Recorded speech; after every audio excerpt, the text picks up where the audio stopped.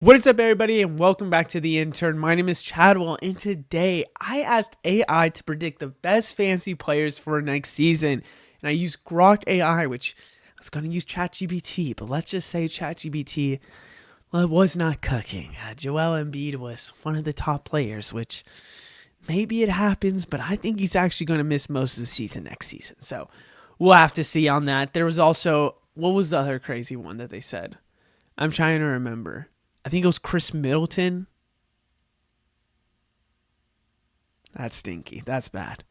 So I don't think that was that good. Grock AI gives a better explanation. They actually showed examples on why. And they also had a little bit more realistic, but there was some question marks on there. And they gave notes and feedback to why. So I like it a little better. It's more up to date. Granted, there's one thing that's not up to date, which Grock AI is probably still a little shocked about it. I'm still shocked about it. And yeah, let's get started. We're going to talk about the top 20 players. So it's 1 through 20. So basically, this is what I asked. I said, predict who will be the top 20 best basketball fantasy players for the 2025-2026 season. They give the kind of little answer to kind of go over, which I haven't actually read fully. So unless it says something crazy, hopefully it does not. That would be kind of bad. It would be pretty good. So it involves a mix of performance trends. It says start of March 19th, 2025 when I'm recording this video.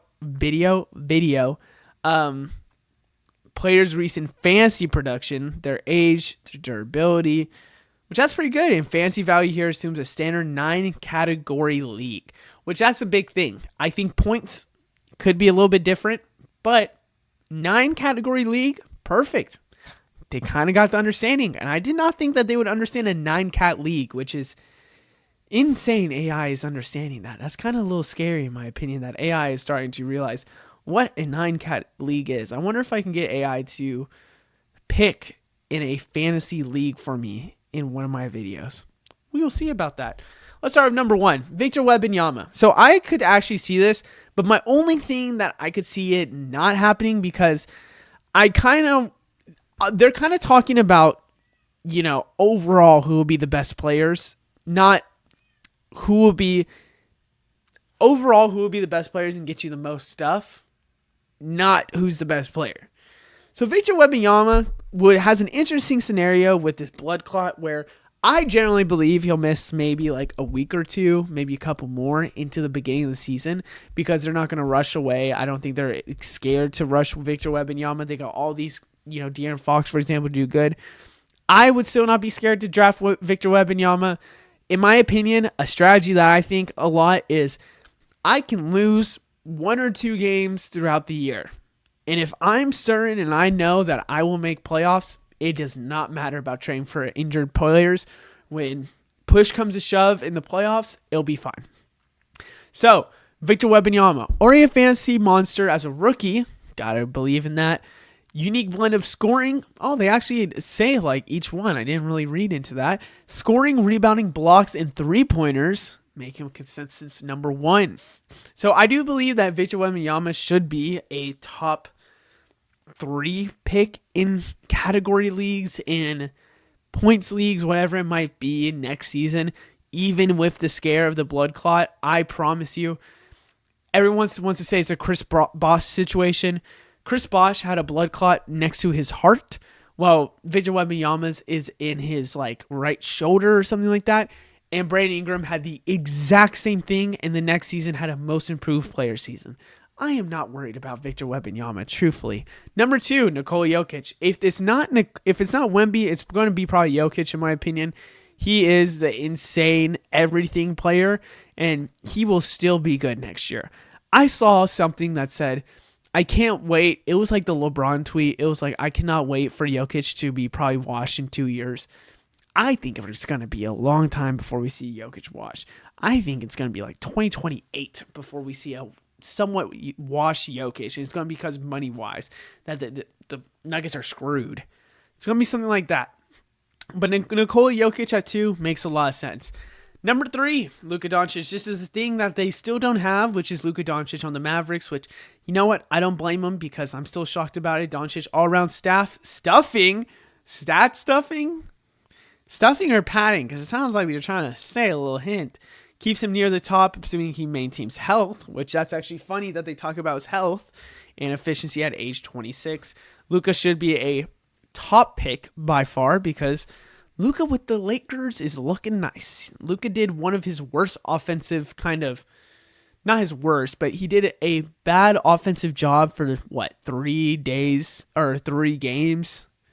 I think it was 3 games. I think it was like one of his worst offensive stretch in years for the first 5 to 7, 6, 7 games. And I think they still won. So it's just scary to know this, that the Luka and the Lakers, it might be a little insane. Up next at number 4, we have Shai Gilgeous-Alexander. I think the efficiency makes him a top tier option. Makes sense. Steals, scoring. Still be ascending with OKC's young core. Shai will be a top pick as well. Will we see an MVP season like last year or this year? Maybe, maybe not. In a sense, that I think they think there's someone else on the Thunder that's going to be insane next year, which we're going to talk about a little later. Number 5, you have Giannis Antetokounmpo, despite turning 31, which same age as Jokic, I just realized. Giannis' dominance in points, rebounds, defensive stats should hold strong, though free throw shooting remains a slight drag. I truthfully have not read any of these. I've just saw the numbers and put them in the area. That is funny and hilarious that they say the free throw shooting remains a slight drag because, my God, does it happen. I mean, for someone to take 10 seconds on a free throw, that's a little shocking and a little scary. Number 6, we have Anthony Edwards. Edwards' scoring and three-point volume are rising fast. By 24, he could add more rebounds and assists to become a top 5 staple. Anthony Edwards is, I said this in a video on Lesser Athletes, which if you like my content here, go check that out.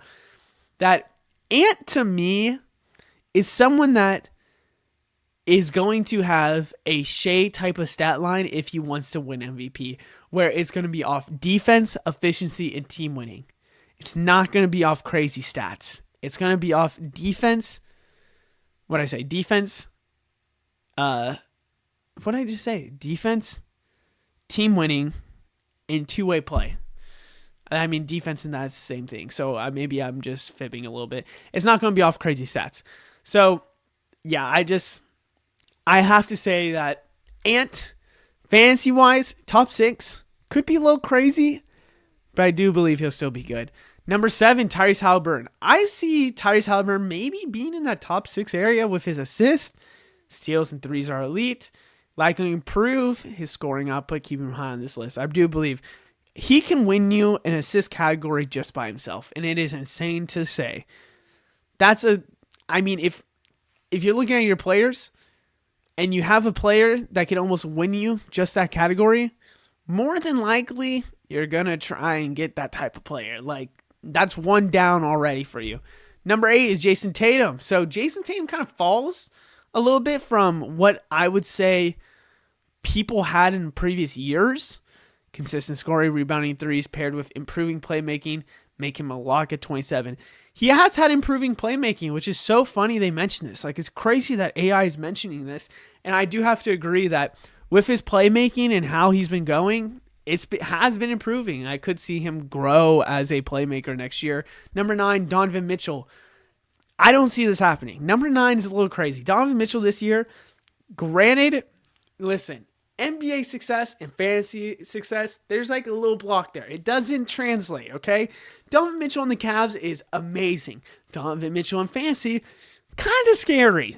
I know he has great scoring, great threes, steals, keep him an elite, but Garland, Mobley, Jared Allen at times takes away from what Mitchell is, and that is scoring, playmaking, doing it all because he doesn't need to anymore. And that's not a bad thing. That's fine.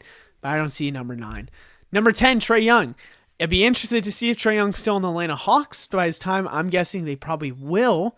Young's points and assists are unmatched. He can win you almost a assist category. If we're talking just stats and in fantasy, he could be better than Tyrese Haliburton in the way that he plays there. He could refine his efficiency or benefit from a better team setup. I like this. I think Trae Young will be right in that top 15 range, so I'm not going to criticize him for putting top 10. This is where I'm a little I could see it it's a little questionable for me. Holmgren's blocks, rebounds, and threes are already impressive. By his third season, he could be a double-double machine with defensive upside. So, I tend to believe that other than Shai, for J-Dub, for Chet Holmgren, for Harkenstein, whatever it might be, there's a little limitation on their play. And that's not a bad thing because, again, it's the same thing I said. NBA success sometimes does not equal fantasy success. And it's really because the other players get played like chess pieces. And that's a lot in the NBA. Chess pieces that are moved around, that fit in certain ways, that can fill in what they need. Chet Holmgren is that defensive anchor, but at times he doesn't need to score. And because of that thing, yes, he might win you in the blocks and rebounds. He might not score at nights, and he might have bad nights. So Chet at 11, out of all the players, a little crazy. Here at 12, John Morant. John Morant in categories is one of the most insane thing. I had something under my tongue. I just got it. Thank goodness. I have to say that John Morant in categories is completely than John Morant in points. If we're talking points, I understand, but they're not. And they're saying categories. His explosive scoring, assists, and steals will shine. A little crazy on steals. Though free throw shooting and turnover issues cap his ceiling slightly. I do have to agree. That's why it's a little crazy. At number 13, we have Devin Booker. We'll see if he's still on the Suns. Booker's scoring and threes are reliable. And at 29, he could become more of a playmaker, which I have to believe if Bradley Beal's gone, maybe he stays. If Kevin Durant's gone, especially if KD's gone, Devin Booker could have a really good season, but not NBA success. At 14, we have Jalen Brunson. He's been good. I think he fell down a little bit after Cat came here, which is a little scary. So, do I see him at 14? Probably not. But that's still not terrible in my opinion. At number 15, we have Scotty Barnes. If the Raptors are trying next year, I could totally see Scotty Barnes in this top 20 area. But it is a little scary with Ingram, Barrett, quickly, picks coming in, Pirtle, Grady. I mean, it's a little scary. But I still believe that Scotty Barnes could get his assist numbers crazy, his stock numbers crazy. He can still put in points when he needs to, and he's going to be a good rebounder. So I do believe he has the great fantasy assets and kind of potential. It's a little scary, though. 16, Paulo Banchero. If he's healthy, I do believe that he'll be good. I think we're going to get a Paulo breakout season here soon. It could be next season. Granted, Paulo's already kind of been breaking out, but I mean a true, okay, he's up to level, kind of how LaMelo this season kind of started to look like it. I could see that from Paulo next season. Number 17, Alperen Sengun. Sengun's Jokic light stat lines are tantalizing. At 23, his growth could make him a top center. I do believe that. And if the Rockets continue to do good, and I think they're going to kind of make a focus on what we need to purposely be looking at and what do we need to utilize for the future, like their main players, Sengun's going to be one of them, and he'll be nice. 18, we have Tyrese Maxey.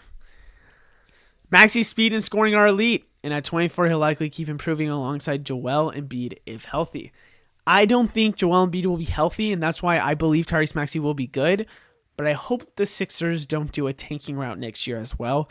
I don't think they will. I think they'll try, and if push comes to shove, if they can't, they trade away Paul George, they trade away all these other players.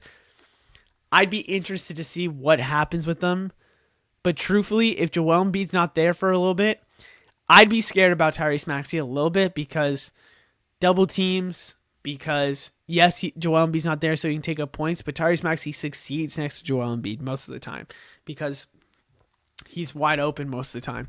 At 19, we have Zion Williamson. Now, I'm a little scared on this one. I don't know if I believe on this one. Zion's fantasy value hinges on health, which is 100% true. At 25, he plays 70-plus games. His scoring and rebounding could land him here despite poor threes and free throws. I agree. I 100% agree. But at the same time, I got to say, if he is continuing the stats he's doing right now, let me just say that, then I could totally see him here. If he's not, and other players do well, he's not. He's not here. He's not here. I'm sorry. Zion's fantasy stats is so funny to me because he can score the points, he can get some rebounds, get some slight assists. It's just not what you want from a superstar. And to finish off at number 20, I think he'll probably be higher because of his all-around stats. Cade Cunningham. He kind of had a breakout season. That's what I'm probably looking at when I'm looking at Paulo. Yeah, I can see Cade Cunningham definitely being up here. Makes a lot of sense. So now let's talk about the notes. And I really want to talk about the notes because it's kind of cool to talk about. Notes, young risers, players like Holmgren, Barnes, Banchero, Sengun. Cunningham could leap higher with breakout seasons in 2024, 2025. Oh, they're saying they had him. Okay. I was like, I do believe that they could jump, but I'm a little questionable with top 20, but that's me not really entirely thinking. I just realized LeBron James, Kevin Durant, and Stephen Curry may drop out of the top 20 due to age-related decline or reduced minutes. Reduced minutes is crazy, though they'll still be relevant. I didn't even realize that they kind of didn't show them. LeBron will play next season. We'll see if it's his last season. Hopefully not. Kevin Durant will play next season, just on what team, and Steph Curry will play next season. We'll have to see on him because I think the signing of Jimmy Butler showed that Steph Curry will play till Jimmy Butler's contract. Wild cards, rookies like Cooper Flagg, assuming he's drafted in 2025, which chances are he will, unless he somehow comes back somehow, some way. Or I think, let me say that quick, the injury to his ankle has really probably put him to realize I kind of need to stay. Or breakout candidates, Evan Mobley and Franz Wagner could crash this list with a strong 2025-2026. Cooper Flagg could make top 20 if he's on a, let's say, Utah Jazz team and he's getting 35 minutes a night. Probably not going to happen. They're going to develop him, whatever it might be. But I can see it. I've seen crazier things before. Other than that, I hope you guys enjoy. Let me know what you think down in the comments. I love videos like this where it's talking about the future and you're asking AI. Might make some other videos like this. We'll have to see. Other than that, I'll see you guys in the next one. Goodbye.